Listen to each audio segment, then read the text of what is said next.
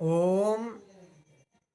मैं सुरेंद्र गुरुजी बिहार बोर्ड के बच्चों के लिए संस्कृत का सारांश सुना रहा हूँ।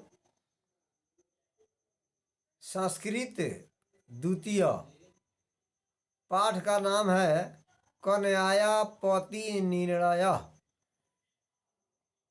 पंडित की एक कन्या, एक पुत्री है जो पति के विषय में स्वयं निर्णय की थी कि मैं अपनी शादी स्वयं अपने करूंगी। वह ऊंची विचार वाली थी, सर्वगुण संपन्न थी, सब गुण उसके अंदर भरे हुए थे, सुशील थी, सुंदर थी। वह अपनी शादी स्वयं करना चाहती थी, लेकिन उसके साथ शर्त लगाई थी। शर्त में यही रखी थी कि जो सबसे ज़्यादा शक्तिशाली होगा और जिसका मान सम्मान समाज के लोग करते होंगे, आदर सम्मान करते होंगे, उसी से मैं शादी करूंगी। समाज में जिसका प्रतिष्ठा होगा। एक समय की बात है कि उसी राज्य के राजा राजकुमार हाथी पर चढ़कर उसके गांव में आए। गांव के सभी लोग जाकर नमस्कार प्रणाम करने लगे, आदर सम्मान देने लगे। वह समझ गई कि जो मैं शर्त रखी हूँ उस शर्त के लायक यही है, इसी से मैं शादी करूंगी।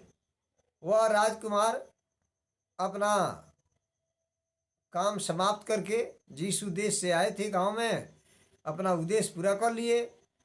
फिर हाथी पर बैठे वापस जाने लगे। वह पंडित की लड़की उस राजा के पीछे चल दी कि इन्हीं से शादी कर लूंगी। कुछ दूर जाने पर जो राजकुमार को पढ़ाए थे, राजा को पढ़ाए थे, वे गुरु साधु के भेष में आ रहे थे उधर से। वह पंडित की लड़की पीछे पीछे जा रही थी। राजकुमार वह राजा हाथी से उतरे और जाकर उस गुरु को नमस्कार प्रणाम करने लगे जो साधु के भेष में थे। नमस्कार प्रणाम जब करने लगे तो पंडित की लड़की देखी तो उसको लगा कि अरे ये भी महान नहीं है, इससे महान तो वह साधु भेष में वो गुरु हैं, उन्हीं से मैं शादी करूंगी। इसलिए कि राजा का भी सिर झुक रहा है उनके पैर पर। अब वह फिर हाथी पर बैठे अपने राज में जाने लगे। पंडित की लड़की उनके पीछे नहीं गई, उस साधु के पीछे पीछे चल दी कि इन्हीं से मैं शादी कर लूंगी। वह साधु गए तो एक जंगल में प्रवेश किए। जंगल में एक मंदिर था। उस मंदिर में शंकर जी की मूर्ति रखी गई थी। ये साधु गए और उस मूर्ति पर सिर झुकाकर नमस्ते दंडवत करने लगे, नमस्कार विनती करने लगे। वह लड़की समझ गई पंडित की कि अरे ये भी महान नहीं है गुरु, इनसे महान तो वो शिव हैं जिनके पैर पर ये गुरु अपना सिर झुका रहे हैं। वह फिर साधु को छोड़ दी, उसी मंदिर में रहने लगी कि इसी शिव से शादी कर लूंगी। कुछ देर के बाद एक कुत्ता आया। जो शिव के मूर्ति पर प्रसाद चढ़ाए गए थे, वह कुत्ता उस प्रसाद को खाने लगा। अब वह लड़की समझ गई कि यार ये भी तो महान नहीं है, इनसे महान तो ये कुत्ता है। इनके साथ, शिव के साथ इस तरह का हरकत कौन कर सकता है? इसी कुत्ता से मैं शादी कर लूंगी। वह शिव को छोड़ दी। वह कुत्ता प्रसाद खाया, प्रसाद खाकर गांव की तरफ चल दिया।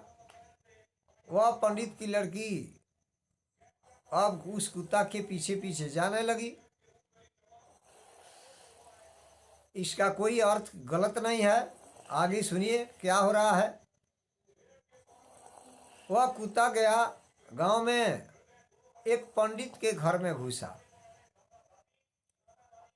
पंडित का लड़का शादी करने योग्य हो गया था। कुत्ता गया तो उस पंडित के लड़का युवक का पैर चाटने लगा।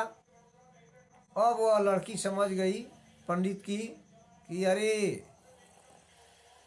ये भी कुत्ता महान नहीं है, इससे तो महान ये पंडित का लड़का है जो शादी करने योग्य हो गया है। इसी से मैं शादी कर लेती हूँ। और वास्तव में उसी से शादी कर ली और हमेशा के लिए उस परिवार में रहने लगी। यही कहानी है। देखिए छात्र बंधु, आप सभी मेरे आवाज़ को ध्यानपूर्वक सुने। कहीं से भी ऑब्जेक्टिव प्रश्न आएंगे आप हल कर सकते हैं। मैं आप लोगों का सहयोग कर रहा हूँ। आप को अगर यह मेरी बात अच्छी लगे, आपको अगर इससे लाभ मिल रहा है तो इस चैनल को आप सब्सक्राइब जरूर करें, लाइक जरूर करें और कमेंट भी ज़रूर लिखिएगा कि आपको कितना लाभ मिला। इसी के साथ जय हिंद, जय भारत, जय तिरंगा।